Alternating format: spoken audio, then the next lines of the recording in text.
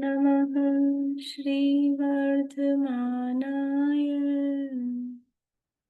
निर्धूत कलिलात्मने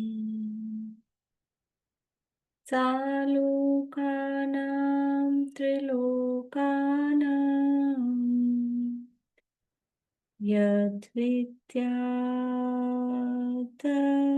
यद्विद्यादर्पणायति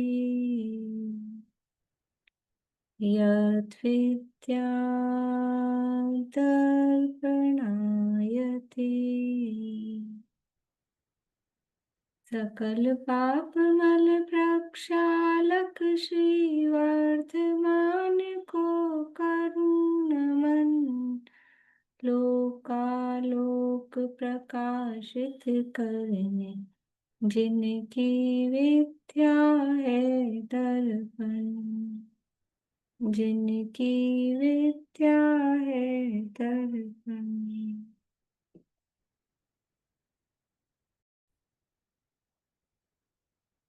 रत्नकरण शावकाचार्य नामक ही ग्रंथ है, आचार्य श्री समन्वित स्वामी द्वारा रचित। नूतन जी क्या बोल नहीं मैम, हमने ये सम्यक ज्ञान के 5 सुनाए क्या? अभी हम सीख रहे हैं, थोड़ा देख के ही बोलेंगे ठीक है, या कल सुना देंगे, कोई बात नहीं। बोलिए। 5 जो है, थोड़ा अभी हम सीख रहे हैं मैम। अन्यूनम अतिरिक्तम अनतिरिक्तम अन्यूनम अनतिरिक्तम। अन्यून मैं मन वो हलंत है, उसमें अ जुड़ा है। जी, अन्यूनम अनतिरिक्तम। अन्यूनम अतिरिक्तम अन्यूनम अतिरिक्तम, हाँ अनतिरिक्तम। अच्छा, अन्यूनम अनतिरिक्तम याथाथथ्यं विना च विपरीतात् निसन्देहं वेद यदा हुस्तज्ज्ञानमागमिना प्रथमानुयोगमर्थाख्यानं चरितं पुराणमपि पुण्यं बोधिसमाधिनिधानं बोधति बोधसमीचीनः लोकालोकविभक्ते युग परिवर्तेश्च चतुर्गति नाम च आदर्शमिव तथा मतिरवेति करुणानुयोगं च गृहमेध्ये नगाराणां चारित्रोत्पत्तिवृद्धिरक्षाङ्गं चरणानुयोग समहेयं सम्यक् ज्ञानं विजानाति जीवा जीव सुतत्वे पुण्या पुण्ये च बन्धे मोक्षो च द्रव्यानुयोग दीपः शुद्ध विद्यालोकमातनुते। ठीक है, बढ़िया, अच्छा। Thank you ma'am. यहाँ रत्नकरण शावकाचार्य में परिशिष्टों के अंतर्गत जो विशेष प्रकरण दिए गए हैं, उसमें से कविता जी आप सुनाएंगे कुछ? बोलिए।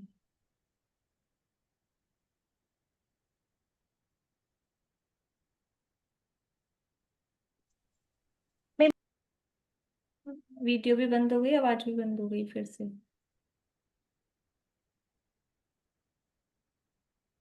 हाँ कविता, ठीक है मैम, हाँ वीडियो भी बंद हो गई है। 1 मिनट। अब आ रहा है मैम? नहीं, वीडियो नहीं आ रहा है, 1 सेकंड। आवाज भी बंद हो गई अब। हाँ बोलिए, आवाज चालू करके। सत द्रव्यात्मक लोग गए हैं और अतः व्यक्त और जीव उससे अव्यक्त है। जीव अतः उससे जीव उससे जीव भिन्न। उससे पहले भिन्न पहले ये बताइए आप क्या सुना रहे हैं? मैं आत्मा के अव्यक्त बोल सुना रही हूँ, हाँ, जिसमें सत द्रव्यात्मक लोग गए है अतः व्यक्त और जीव उससे भिन्न है, अतः वह अव्यक्त है। उसके बाद में है कषाय कषाय कषायचक रूप से भाववाचक भाव व्यक्त है और जीव उससे भिन्न है, अतः अव्यक्त है। भाववाचक नहीं, कषाय रूप भावक भाव। भावक भाव व्यक्त है, अतः जीव उससे अव्यक्त है, उससे भिन्न है और अव्यक्त हम्म, है। चित सामान्य में चैतन्य की समस्त व्यक्तियां निमग्न होने से भी जीव अव्यक्त है और क्षणिक और अव्यक्त है। व्यक्त होने से जी एक मिनट, ठीक है, ये ठीक है। आगे 4th पॉइंट। व्यक्तियां निमग्न होने से जीव एंड अव्यक्त अव्यक्त है। शनि व्यक्ति मात्र नहीं होने से भी जीव अव्यक्त है।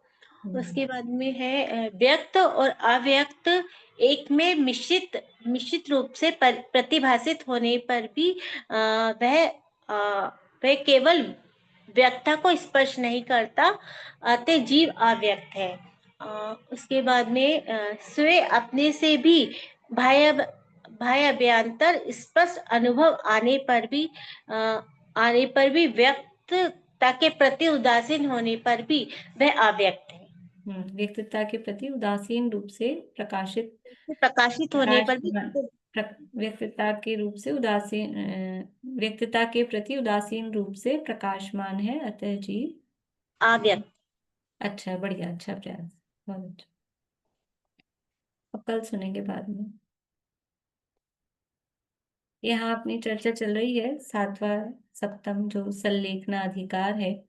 समस्त व्रतों की सार्थकता, समस्त व्रतों की परिपूर्णता कहें, सफलता कहें, सार्थकता कहें, या जिसके लिए सारा व्रत रूप अनुष्ठान किया था, वो है सल्लेखना अथवा समाधि मरण। समाधि मरण या सल्लेखना क्या है कि सम्यक प्रकार से, क्या है सल्लेखना? सम्यक प्रकार से काय और कषायों को क्रश करना। तो सम्यक प्रकार से का मतलब क्या है? कि समता भाव पूर्वक, विधि पूर्वक, अब उसमें कह ही रहे काय कषायों को कम करना, यानी वीतराग भाव रूप से रहना, उसका नाम ही सल्लेखना अथवा समाधि है। तो वीतराग भाव रूप से कैसे रहा जाए? तो पहले तो अंतरंग में वैसे परिणाम उत्पन्न होते हैं जीव की, जब इतने दिनों से व्रत आदि का पालन करता आ रहा है। तो व्रत आदि का पालन करने से कषाय कम होनी चाहिए कि बढ़नी चाहिए? व्रतों का पालन करता आ रहा है जीवन भर से, तो कषाय कम कम कम और घटनी चाहिए। और यदि ऐसा हो रहा है कि हम व्रत आदि का पालन कर रहे हैं और कषाय बढ़ बढ़ बढ़ वृद्धि को प्राप्त हो रही है, इसका मतलब है कि वो व्रत नहीं है, वो कोरा क्रियाकांड है, वो व्रत का परिणाम नहीं है अंदर। व्रत का परिणाम बाहरी क्रिया में नहीं है, व्रत का परिणाम अंतरंग भावों में होता है। व्रत यानी विरक्तता, हिंसा न तिस्तेया ब्रह्म परिग्रहेभ्यो विरति व्रतम। ये 5 पापों से विरक्ति। तो विरक्ति कहाँ होगी? खाली बाहरी क्रिया में विरक्ति नहीं होती है, अंदर परिणामों में विरक्ति होती है, तो उसका इफेक्ट क्रिया पर दिखता है। तो हम बाहरी क्रिया को व्रत कहते हैं, लेकिन व्रत बाहरी क्रिया में नहीं होते, क्रिया से नहीं होते, क्रिया के आधार से नहीं होते।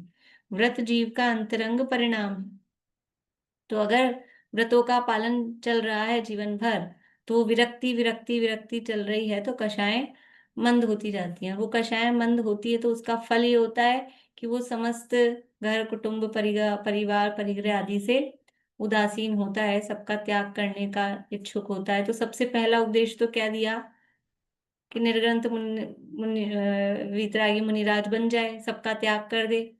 लेकिन यदि वो नहीं हो पा रहा है, महाव्रत अंगीकार करे से कहा है ना, लेकिन यदि वो नहीं हो पा रहा है तो घर में ही महाव्रती की जैसे, यानी घर में ही घर कुटुंब परिवार से मोह का त्याग करे, और जितना अपना जो कुछ परिग्रह है, जिसको किसी को लेना देना जो करना है, वो सब बाहर में परिग्रह का करे। अंतरंग में जो लेना देना है, अंतरंग में क्या लेना देना है? किसी से कुछ कहा सुना हो, किसी का कुछ खुद ने रख रखा हो अंदर कोने में छुपा के कि ये इसने ऐसा कहा था, इसने वैसा कहा, तो स्वयं क्षमा भाव धारण करे और उनसे भी क्षमा कराए। ये सारी सफाई, सल्लेखना को दूसरे शब्दों में हमने क्या कहा था? सल्लेखना यानी सफाई, वो अंतरंग की अपने परिणामों की सफाई का नाम सल्लेखना है। तो ये सारी प्रक्रिया यहाँ जब हो गई, ये सारी बात बता दी, इसके बाद में जब मतलब अब क्योंकि सल्लेखना धारण ही कब की जा रही है? सल्लेखना धारण कब की जा रही है? कब की जानी चाहिए, किस समय संलेखना धारण करनी चाहिए? बोलिए कुसुम जी। अपन को जब मालूम पड़ना चाहिए कि अपना मृत्यु का समय आने वाला है, अब अपन को संलेखना ले लेना चाहिए धीरे धीरे करके। तो इसलिए मृत्यु का समय आने वाला है, ये कैसे पता लगेगा? कि जैसे अपन को क्रश, अपना शरीर क्रश हो रहा है, क्रश होते होते अपने को नहीं, श्लोक में क्रश क्या होते हो, बताया, श्लोक हाँ, में क्या बताया, पहले श्लोक में क्या बताया है? पहले श्लोक। चलिए देखिए अब। मनोरमा आंटी, कब लेनी चाहिए संलेखना?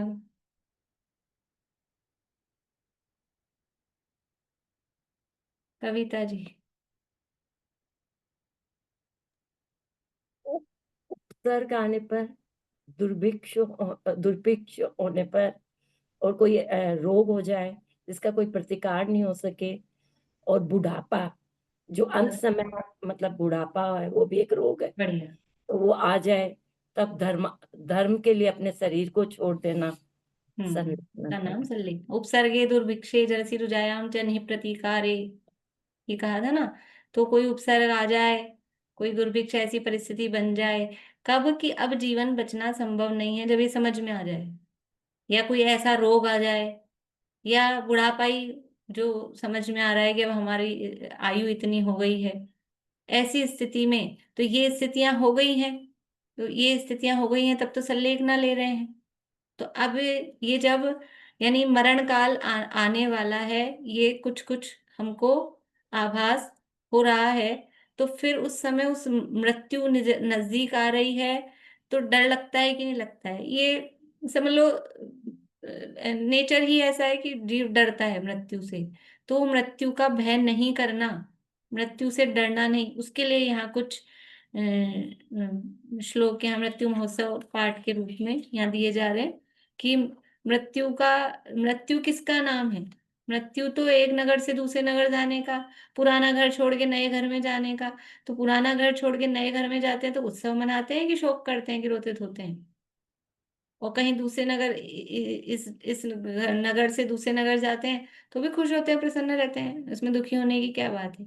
ये तो वस्त्र बदलने जैसा, शहर बदलने जैसा, ऐसी स्थिति है। इसलिए इस मृत्यु का भय नहीं करो, और फिर अपने अजर अमर स्वरूप का विचार करो कि मैं कभी मरता नहीं हूं, मेरा मरण होता नहीं है। और जो स्वरूप है, वस्तु का स्वरूप, वस्तु का स्वरूप मतलब जो भी स्थितियां हैं, तो स्थिति क्या है कि जिन जिन का संयोग हुआ है उसका वियोग निश्चित रूप से होगा ही होगा। ये यदि बात पहले दिन से हमको समझ में आ रही है, तो फिर वो जब वस्तु जाती है तो उसका दुख नहीं होता है।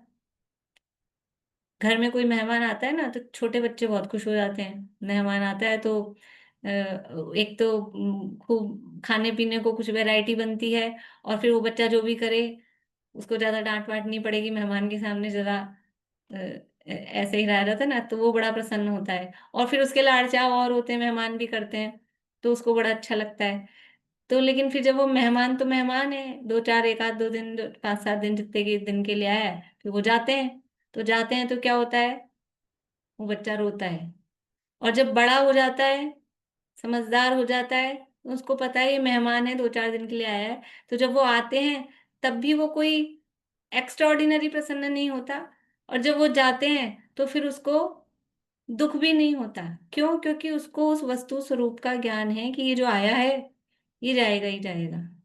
इसलिए इसमें ना तो प्रसन्नता करने योग्य है, ना कोई दुख मनाने योग्य है। सुख दुख में हम समता धारें, ये समता भाव रहता है। तो जिसको वस्तु स्वरूप का ज्ञान है, तो उसको ये संयोग मिले हैं, ये जीवन मिला है, ये भाव मिला है, तो उसमें कोई प्रसन्नता वाली बात नहीं है। और अब ये संयोग छूट रहे हैं तो छूटेंगे ही, छूटने ही है। इसलिए उसको उसका दुख या भय भी नहीं होता है। ये सारी बातें यहाँ पर बताई जा रही है। ये समाधि मरण मृत्यु महोत्सव का जो पाठ है, इसी का पद्यानुवाद एग्जैक्टली तो नहीं, लेकिन इसी का भाव लेते हुए वो बड़ा समाधि मरण पाठ भी लिखा है अपना। देखिए इसमें अपने श्लोक हो गए थे, 3 श्लोक हुए थे, चौथा लेना है ना। 3 हुए थे, चौथा लेना है। श्लोक नंबर 4 है, पेज नंबर 438 है।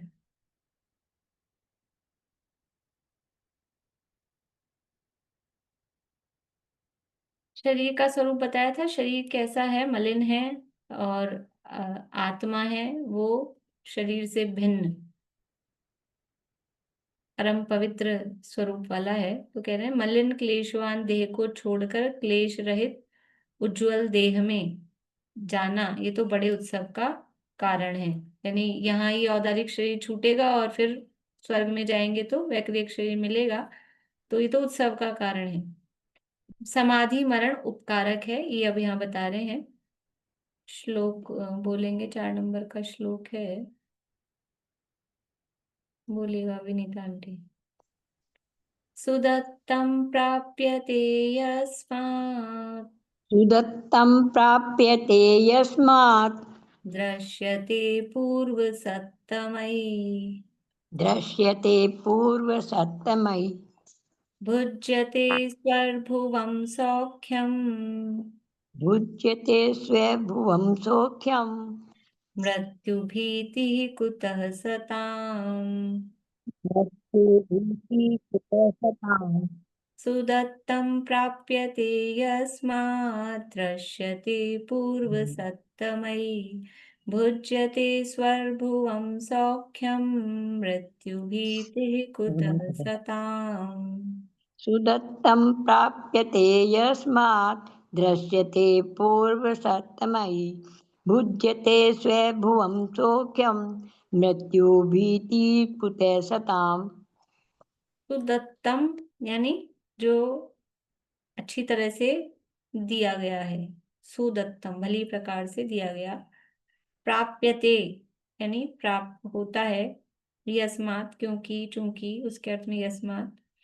दृश्यते पूर्व सत्तमे, दृश्यते यानी दिखाते हैं, पूर्व सत्तमे ही यानी जो पूर्व काल के सतपुरुष हैं, पूर्व के सतपुरुष हैं, यानी यहाँ गणधर आदि के लिए ऐसा शब्द ले रहे हैं, पूर्व सत्तमे। भुज्यते यानी भोगा जाता है, स्वर्भुवम सौख्यम स्वर्ग क्या जो सुख है, स्वर्ग भुवम स्वर्ग लोक, भुवम मतलब लोक के अर्थ में है, स्वर्ग लोक का जो सुख है उसको भोगा जाता है। मृत्यु भीति मृत्यु का भय कुतः यानी कहाँ या कैसे, सताम यानी जीवों को। कैसे जुड़ेगा ये कि जो सुदत्तम प्राप्यते है ना, कि जो हमने अच्छे काम किए हैं, अच्छे काम किए हैं तो उसका अच्छा फल प्राप्त होता है। तो अच्छे तरह अच्छा फल जिसका जिसको प्राप्त हो रहा है, ये वीडियो बंद हो गई, क्या कह रहे हैं कि ये जो मृत्यु आ रही है, इस मृत्यु से तो हमको भले प्रकार से फल प्राप्त हो रहा है। क्या फल प्राप्त हो रहा है कि स्वर्ग का सुख की प्राप्ति हो रही है। यानी जो पूर्व में गणधर आदि देव हुए हैं, उन्होंने इस मृत्यु के माध्यम से तो हमारे अच्छे फल को देखा है कि जो हमने अच्छे काम किए हैं उस अच्छे काम का फल हमें ये स्वर्ग में सुख की प्राप्ति भोगना या स्वर्ग सुख का भोगना ये प्राप्त होगा, ऐसा वो कहते हैं, वो देखते हैं। तो फिर जो जीव है, जो सताम मतलब जो सत्पुरुष हैं, उनको इस मृत्यु का डर कैसे होगा। मतलब ये है कि मृत्यु है, वो मृत्यु तो हमें स्वर्ग दिलाने वाली है, तो स्वर्ग दिलाने वाली है, और वो भी हमने जो अच्छे काम किए हैं उसका अच्छा फल हमको वहां जाके मिलेगा। तो यदि हमने अच्छे काम किए हैं और तो उसका फल अच्छा ही होगा, तो स्वर्ग आदि की प्राप्ति होगी, तो फिर उस मृत्यु का डर क्यों होता है, ये यहाँ पर कह रहे हैं। अर्थ देखिए, पूर्व काल में हुए गणधर आदि सत्पुरुष ऐसा बताते हैं कि जिस मृत्यु के द्वारा अच्छी तरह से दिया गया फल प्राप्त होता है, स्वर्ग लोक का सुख भोगा जाता है, सत्पुरुषों को उस मृत्यु से भय कैसे होगा? मृत्यु से के माध्यम से तो हमें हमारे सत्कर्मों का फल मिल रहा है, तो फिर उस मृत्यु का भय या उसका डर किस प्रकार से होगा? देखिए भावार्थ। अपने कर्तव्य का फल तो मृत्यु होने के बाद ही मिलता है। आपने जो 6 काय के जीवों को अभयदान दिया तथा राग द्वेष काम क्रोध आदि का नाश करके, असत्य अन्याय कुशील परधन हरण का त्याग करके, परम संतोष धारण करके अपने आत्मा को अभयदान दिया, उसका फल स्वर्ग लोक के सिवा कहाँ भोगा जाता है? ये क्या कह रहे हैं? अपने आत्मा को अभयदान दिया, जीवों को अभयदान दिया है, तो समझ में आता है कि हमने 6 काय के जीवों को अभयदान दिया। कैसे दिया?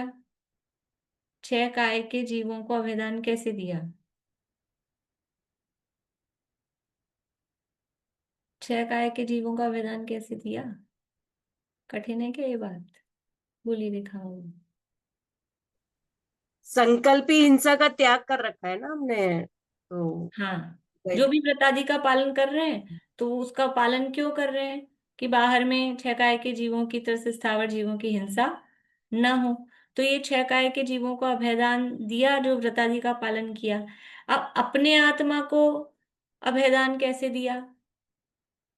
वहां बाहर में जीवों को अभयदान दिया, वो तो समझ में आता है। अपने को अभयदान कैसे दिया? तो उसके लिए कह रहे हैं, राग द्वेष काम क्रोध आदि का नाश करके, असत्य अन्याय कुशील परधन हरण का त्याग करके, परम संतोष धारण करके ये अपने आत्मा को अभयदान दिया। क्यों? क्योंकि इनके माध्यम से आत्मा की हिंसा होती थी। बाहर में द्रव्य हिंसा वो परजीवों की होती थी, उसके लिए तो हमने कर लिया, ऐसे काम करना, ऐसे काम करना, ऐसे मर्यादा का भोजन करना, और यहाँ देखभाल के चलना, और ये नहीं, वो सारा हमने कर लिया। लेकिन अपने को अभयदान देने के लिए क्या किया? कि अपने आत्मा की हिंसा कैसे होती थी? ये काम क्रोध राग द्वेष मोह आदि इन परिणामों के माध्यम से, असत्य अन्याय कुशील प्रधन हरण, मतलब ये चोरी कुशील परिग्रह, इन परिणामों से, तो इनका त्याग करके परम संतोष धारण करके, परम संतोष धारण करके का मतलब ये परिग्रह के अपोजिट में ले रहे हैं। अगर संतोष नहीं होता है तो और आए, ये भी ले लूं, ये भी ले लूं, ये भी आ जाए, ये भी मिल जाए, ये परिग्रह की वृत्ति, परिग्रह बढ़ता है। और परम संतोष धारण करके कि जो है वो बहुत है, तो ये सब इन परिणामों से अपने आत्मा में, ये आत्मा कष्ट को नहीं पाया, तो अपने आत्मा को अभयदान दे। देखो, डबल अभयदान होता है। कैसे? कि ये जो मोहराग देश, अब दो मतलब शॉर्ट शब्दों में अपन बोलेंगे इतनी सारी बातों को। मोहराग देश के जो परिणाम है, मोहराग देश के लिए, कषायों के लिए, पापों के लिए, वो सारे जो भी परिणाम है वो राग द्वेष में गर्भित हो जाएंगे। इन परिणामों से जिस समय ये परिणाम होते हैं, उस समय आत्मा कष्ट पाता है कि नहीं, मैं स्वयं दुखी होता हूं कि नहीं? जिस समय ये परिणाम होते ना, चोरी कुशील परिग्रह संचय के, ये असंतोष के, क्रोधादि के परिणाम, उस समय खुद का जीव तकलीफ पाता है, दुखी होता है, कष्ट पाता है, संक्लेश में जलता है, तो तत्काल में वो आत्मा कष्ट पा रहा है, और उसका फल क्या आता है? उसके फल में कर्म बनते हैं। तो कर्म बंधते हैं तो वो फिर आगामी काल में फिर वो तकलीफ देते हैं, तो डबल घात हो रहा है। मतलब 2 बार तकलीफ हो रही है, तत्काल भी और भविष्य में भी। तो ये सब भाव नहीं करके अपने आत्मा को अभयदान दिया, उसका फल ये जो किए ना, ये सत्कर्म किए, ये जो सुदत्तम प्राप्य थे। कैसे प्राप्य थे सुदत्तम? कि हमने कुछ अच्छा किया था, कि बाहर में जीवों की रक्षा की थी, और षटकाय के जीवों की रक्षा करने में मैं भी तो एक काय हूं कि नहीं हूं? कौन सी काय में आते हैं अपन? षटकाय में से कौन सी काय में आएंगे? षटकाय कौन कौन से हैं निशा जी? षटकाय कौन से हैं? मैम ध्यान नहीं आ रहा मुझे अभी। षटकाय कौन से हैं? कविता जी, दोनों कविता जी। दोनों को नहीं समझ आ रहा। त्रिशूल, मैं बताऊं? बोलिए मनोरमा आंटी। त्रिशूल, 5 स्थावर 5 स्थावर और 1 और त्रस, ये 6 मैं काय हो त्रस गए। में होती हूँ। पृथ्वी, जल, अग्नि, वायु, वनस्पति, ये 5 स्थावर और 1 त्रस, ये 6 काय के जीव होते हैं। अब इन 6 काय के जीवों में अपन कौन से काय हैं नूतन जी? अब अपन कौन से काय हैं? मैम त्रस है हम तो। बढ़िया, त्रस काय।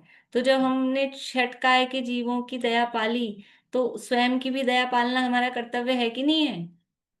हम भी तो एक है ना छठ काय में। उस तरह से भी ये जो हमने बाहर में ये सत्कर्म किए, तो उन सब का क्या फल आया कि उसका फल स्वर्गलोक के सिवा कहाँ भोगा जाता है? जब जो जीव ये षटकाय के जीवों की दया पाल रहा है, बाहर में जीवों को अभयदान दे रहा है, स्वयं विकारी भाव नहीं करके स्वयं को अभयदान दे रहा है, तो वो जीव भी क्या नरक तिर्यंच में जाएगा? फिर स्वर्ग नहीं जाएगा तो कहाँ जाएगा? ऐसे जीव स्वर्ग नहीं जाएंगे तो फिर कौन जाएंगे? तो बोल रहे उसका फल स्वर्गलोक के सिवा कहाँ भोगा जाता है? और वह स्वर्गलोक का सुख तो मृत्यु नाम के मित्र की कृपा से ही प्राप्त होता है। मृत्यु मित्र उपकारी तेरो, या उसमें है ना समाधि मरण पाठ में, ये मृत्यु तो मित्र है। ये वही शब्द है उसमें, कौन दिलावे स्वर्ग संपदा भाई, मृत्यु मित्र उपकारी तेरो, उसके बिना स्वर्ग संपदा कौन दिलाएगा? तो ये जो स्वर्ग का, ये जो हमको मिलने वाला है, ये जो हमने सत्कर्म किए हैं, इसका जो फल अपने को मिलने वाला है, वो कैसे मिलेगा? कि जब तक मृत्यु नहीं आएगी, तब तक आप वहां जाके उसका फल नहीं भोग सकते। तो मृत्यु तो परम मित्र है, जो हमको वो फल को दिलाने वाला है। उसका फल स्वर्ग लोक के सिवा कहाँ भोगा जाता है? वह स्वर्ग लोक का सुख तो मृत्यु नाम के मित्र की कृपा से ही प्राप्त होता है। अतः मृत्यु के समान इस जीव का कोई अन्य उपकारक नहीं है। यहाँ इस मनुष्य पर्याय में जीर्ण शीर्ण शरीर में कौन कौन से दुख भोगना पड़ते, कितने समय तक और रहना पड़ता, आर्त ध्यान रौद्र ध्यान करके तिर्यंच नरक गति में जा पड़ते।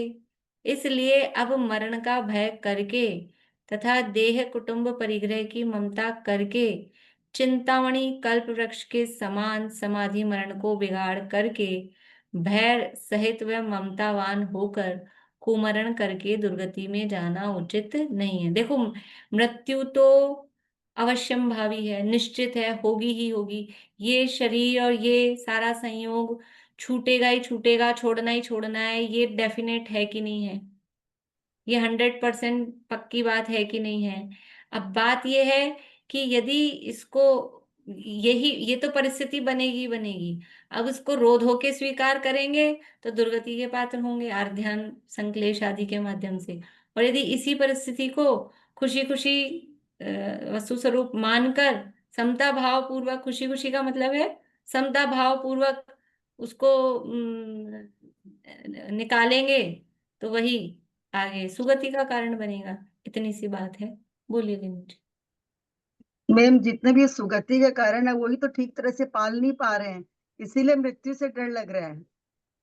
ऐसा अभी अभी मैंने शुरू में क्या कहा था, आप जो समझ रहे हैं कि उसको हम पाल नहीं पा रहे, बाहर की क्रिया का नाम व्रत नहीं है। अभी मैंने कहा व्रत अंतरंग परिणाम का नाम है। हमारे परिणाम कैसे हैं? हमारे परिणाम भी तो नहीं परिणाम, हो रहे ना अच्छे से, इतने इतने तो शुद्ध वो परिणाम नहीं हो परिणाम रहे। तो अपने हाथ में है। परिणाम अपने हाथ में है। परिणाम क्यों नहीं सुधरते हैं? परिणाम सुधारने का प्रयास करें, वस्तु स्वरूप का चिंतन करेंगे। राग द्वेष जा ही नहीं रहा मैम। अरे ऐसे थोड़ी ना पूरे जाएंगे, राजेश तो कब जाएंगे? 10वें गुण स्थान तक रहेंगे, 12वें गुण स्थान में पहुंचेंगे। तो हमारी भूमिका भी तो देखें, भूमिका के हिसाब से राग द्वेष जाने का मतलब है उसका अंदर से कर्तृत्व अपने को नहीं होना चाहिए। ये मैं इन भावों का करता हूं, ऐसा कर्तृत्व अपने को नहीं होना चाहिए। अपने को चैतन्य स्वरूप, मैं केवल ज्ञाता हूं, ज्ञाता स्वरूप अपने को स्वीकृति अपने आती है कि नहीं आती है? ज्ञाता स्वरूप की स्वीकृति नहीं है तो कर्तापना बना ही रहेगा, तो वो राग द्वेष उत्पन्न होंगे ही। और राग द्वेष नहीं उत्पन्न हो उसके लिए भी, जब कोई भी पर पदार्थ न तो अनुकूल मालूम हो ना प्रतिकूल मालूम हो, ना अच्छा लगे ना बुरा लगे, तो राग द्वेष उत्पन्न होंगे। लेकिन जब हम पर पदार्थों में ये अच्छा और ये बुरा, भावना, ये विचार करते हैं, तो ये विचार कैसे होता है? ये विचार होता है कि परद्रव्य को हम अपने सुख दुख का कारण मानते हैं। द्रव्य तो द्रव्य है, वस्तु तो वस्तु है। वस्तु ना अच्छी है ना बुरी है। वस्तु हो, व्यक्ति हो, क्षेत्र हो, काल हो, घटना हो, वो तो जो है वो है। उसमें हम अपनी मति कल्पना से अच्छे बुरे की कल्पना करके राग द्वेष उत्पन्न करते हैं। तो यदि ये हमको स्वीकार हो कि ये तो परिस्थिति है, जो है वो है, तो फिर उसमें ये अच्छा और बुरा ऐसी कल्पना नहीं होगी। तो धीरे धीरे राग द्वेष कम होंगे, पूरे के पूरे चले जाएंगे। अभी यहाँ रहते हुए तो यहीं भगवान बन जाएंगे, ऐसा नहीं है। धीरे धीरे कम होंगे। अपनी परिणति को हमको चेक करना चाहिए कि वो राग द्वेष, आकुलता, संक्लेश, वो कम हो रहा है कि नहीं हो रहा है, अंदर में कम हो रहा है कि नहीं हो रहा है, खुद को शांति फील हो रही है कि नहीं हो रही है। बाहर में किसी को लगता है, नहीं लगता है, या कोई क्रिया होती है, नहीं होती है, उसका ज्यादा संबंध नहीं है। बिल्कुल संबंध नहीं, ऐसा मैं नहीं कहती हूँ, लेकिन ज्यादा संबंध अपने अंतरंग में अपने को शांति का अनुभव, निराकुलता का अनुभव होता है कि नहीं होता है, और वो होगा वस्तु स्वरूप के चिंतन मनन विचार से। देखिए आगे, समाधि राजा बंधी ग्रह से मुक्त कराता है। श्लोक पढ़ेंगे, बोलिएगा अर्चना जी। आगर्भात् दुःख संतप्तः, आगर्भाद दुःख संतप्त, आगर्भात् दुःख संतप्तः, आगर्भाद दुःख संतप्त, प्रक्षिप्तो देह पिंजरे, प्रक्षिप्तो देह पिंजरे, नात्मा विमुच्यते, नात्मा विमुच्यतेन्येन, मुच्यते, नात्मा वि- नात्मा विमुच्यते नेन, मृत्यु भूमि पतिं विना। मृत्यु भूमि पतिं विना। आगर्भात् दुःख संतप्तः, प्रक्षिप्तो देह पिंजरे, नात्मा विमुच्यतेन्येन, मृत्यु भूमि पतिं विना। आगर्भाद दुःख संतप्त, प्रक्षिप्तो देह पिंजरे, नात्मा विमुच्यते नेन, मृत्यु भूमि पतिं विना। आगर्भाद, आ यानी आ मतलब वो टाइम को बता रहा है, गर्भ से लेकर आगर्भाद, जब से गर्भ में आया, यानी आगर्भाद तब से। दुख संतप्त, दुख से पीड़ित हो रहा हूं, संतप्त हो रहा हूं। प्रक्षिप्तो, प्रक्षिप्तो डाल दिया गया है, क्षिप्त अच्छी तरह से पटक दिया गया है। कहाँ पर? देह पिंजरे, शरीर रूपी पिंजर, पिंजरा, शरीर रूपी पिंजरा यानी वही शरीर रूपी जेल, उसमें ये कहाँ पर डाल दिया गया है मुझे, कि जब से गर्भ में आया तब से ही शरीर रूपी जेल में मुझे डाल दिया है। किसने डाल दिया है? तो का कर्म रूपी बैरी ने, मतलब कर्म के कारण से ये शरीर रूपी पिंजरे में मैं डाला गया हूँ। नात्मा, न आत्मा यानी आत्मा, न यानी नहीं, विमुच्यते अन्येन, विमुच्यते यानी अ, मोच, मुच धातु है छूटने के अर्थ में। तो आत्मा नहीं छोड़ा जा सकता है या नहीं छुड़ाया जा सकता है अन्येन, किसी अन्य के द्वारा, मृत्यु भूमिपति बिना, मृत्यु रूपी जो भूमिपति, भूमिपति यानी भूमिपति, पृथ्वीपति, किसके पर्यायवाची हैं? राजा, राजा को बोलते हैं पृथ्वीपति है, भूमिपति, भूमि का जो मालिक है वो राजा। तो मृत्यु रूपी राजा के बिना इस आत्मा को और कोई नहीं छुड़ा सकता है। गर्भ में जब से आया तब से इस देह रूपी, शरीर रूपी पिंजरे में मैं दुख से संतप्त हो रहा हूं। और अब इस शरीर रूपी पिंजरे से मुझे मृत्यु रूपी राजा के बिना और कोई नहीं छुड़ा सकता है। यानी वही मृत्यु है, ये तो मुझे जेल से छुड़ाने वाली है, ऐसा यहाँ पर ये कह रहे हैं। देखिए अर्थ, इस कर्म नाम के मेरे बैरी ने मेरे आत्मा को जिस क्षण से यह गर्भ में आया तभी से देह रूप पिंजरे में डाल रखा है। वह सदा से ही क्षुधा, तृषा, रोग, वियोग आदि अनेक दुखों से संतप्त होकर पड़ा हूं। अब ऐसे अनेक दुखों से व्याप्त इस देह रूपी पिंजरे से मृत्यु नाम के राजा के बिना मुझे कौन छुड़ाएगा। ये अनेक दुखों से व्याप्त, ये दुख संतप्त, इससे मुझे मृत्यु के बिना और कौन छुड़ाएगा। यानी अभी देखो, अभी कभी तो ऐसा होता है, कभी किसी का वियोग हो गया हो ना, ज्यादा मतलब उसके वियोग में दुखी हो रहे हो, या कोई व्यक्ति चला गया है ऐसा, तो अब उधर ज्यादा विकल्प आ रहा है, तो ऐसा कहते हैं कि, या किसी से ज्यादा प्रेम हो रहा है, समझ लो ज्यादा राग हो रहा है, तो थोड़ा उसका नेगेटिव सोचो, कुछ उसके माइनस पॉइंट सोचो, तो वो राग कम होगा। तो शरीर से ज्यादा राग रहता है ना, ज्यादा प्रेम हो रहा है, तो उसके माइनस पॉइंट दिखाते हैं, तो अशुचि भावना का वर्णन करते हैं। अशुचि भावना में क्या है, वो शरीर के माइनस पॉइंट गिनाते हैं ना, ये शरीर ऐसा है, ऐसा है, ऐसा है। तो ऐसे ही अभी, अब मृत्यु तो आएगी आएगी, अब वो तो आनी ही है, निश्चित है। अब उसका लग रहा है भय, तो उसके प्लस पॉइंट गिनाए जा रहे हैं, उसकी अच्छाइयां बताई जा रही है। अरे ये मृत्यु आएगी तो ये तो अच्छी है, ये हमें स्वर्ग का सुख दिलाएगी, ये हमें अपने जो अच्छे कर्म किए हैं उसका फल मिल दिलाएगी, ये शरीर रूपी जेल में जो पड़े हैं इस जेल से छुड़ाएगी, ये गंदा सड़ा गला औदारिक शरीर छुड़ाकर अच्छा बढ़िया चमचमाता वैक्रिक शरीर दिलाए। अब उसके प्लस पॉइंट बताएं, मतलब ये एक समझ लो समझाने की शैली है, कथन की पद्धति है। हम भी लोक व्यवहार में इस तरह का यूज लेते हैं समझने समझाने के लिए, वो स्टाइल यहाँ पर है। देखिए आगे भावार्थ पढ़ लेते हैं। मैं इस देह रूप पिंजरे में कर्म रूप शत्रु द्वारा पटका गया, इंद्रियों के अधीन हुआ, अनेक कष्ट सह रहा हूं। नित्य ही क्षुधा तृषा की वेदना कष्ट देती है।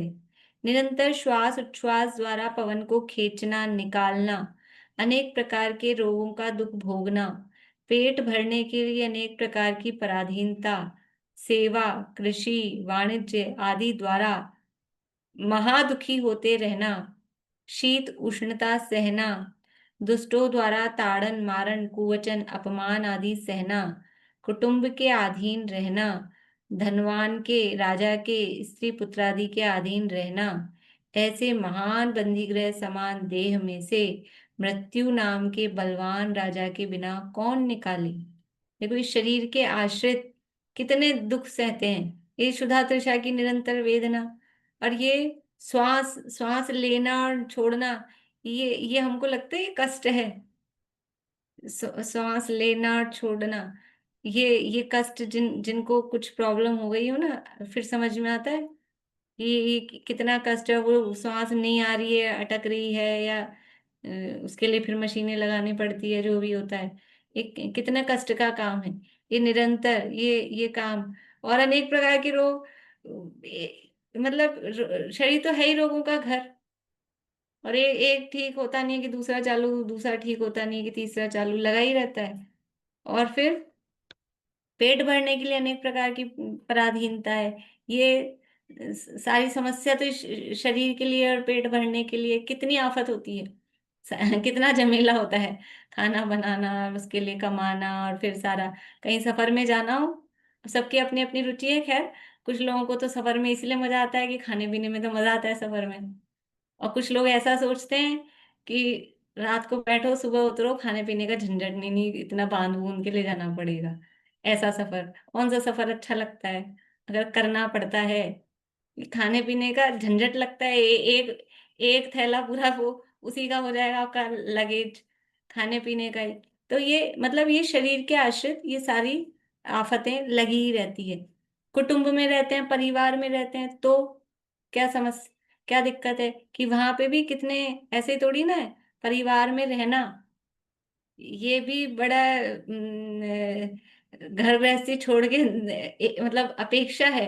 दिगंबर हो जाना, मुनि बन जाना वो सरल है, और यहाँ घर में ये समझ लो तलवार की धार पे ये किस तरह से रहना पड़ता है। ये यहाँ बता रहे हैं कि सब दूसरों के द्वारा कुछ किसी के द्वारा अपमान हो रहा है, कोई कुछ कुवचन कह रहा है, कोई दुष्ट है वो ताड़न मारण इत्यादि कर रहे हैं, ये सब स्त्री पुत्र आदि के अधीन रहना, ये सब है। तो इन सब से ये महान बंदीगृह समान देह में से मृत्यु नाम के बलवान राजा के बिना कौन निकालेगा। इस देह को कहाँ तक ढोता, उसे नित्य उठाना, पानी पिलाना, स्नान कराना, निद्रा लिवाना, कामादि विषय साधन कराना, अनेक वस्त्राभूषणों से सजाना, रात दिन इस देह का ही दासपना करते हुए भी यह शरीर आत्मा को अनेक कष्ट देता है, भयभीत करता है, आत्मा का स्वरूप भुलाए रखता है। रात दिना मैं दास होए कर सेव करी तन केरी, सो तन मेरे काम न आयो, भूल रहे हो निधि मेरी। ये सब वो मृत्यु महोत्सव पाठ में ये सारे दिए हैं, सब इसी तरह के। दिन भर कर क्या रहे हैं, इस शरीर की तो चाकरी कर रहे हैं, दिन और रात क्या कर रहे हैं सुबह से शाम तक बताओ। अपने लिए, अपने लिए समय कौन सा निकाल रहे हैं कि थोड़ी देर स्वाध्याय करते हैं, लेकिन अपने स्वरूप का चिंतन मनन विचार उसके लिए तो 5 मिनट भी मुश्किल से होते हो तो हो, वो भी नहीं होते। बाकी सारा टाइम किस में जा रहा है, बस इस शरीर की सेवा में ही जा रहा है। इस कृतघ्न देह से बाहर निकलना मृत्यु नाम के राजा के बिना नहीं होता। यदि ज्ञान सहित देह से ममता छोड़कर सावधानी पूर्वक धर्म ध्यान सहित संक्लेश रहित वीतरागता पूर्वक मैं समाधि मरण नामक राजा की सहायता ले लूंगा, तो फिर मेरा आत्मा देह धारण ही नहीं करेगा। देखो मृत्यु को राजा कहा, लेकिन कौन सी मृत्यु राजा, कि वो समाधि मरण रूपी मृत्यु, वो राजा है।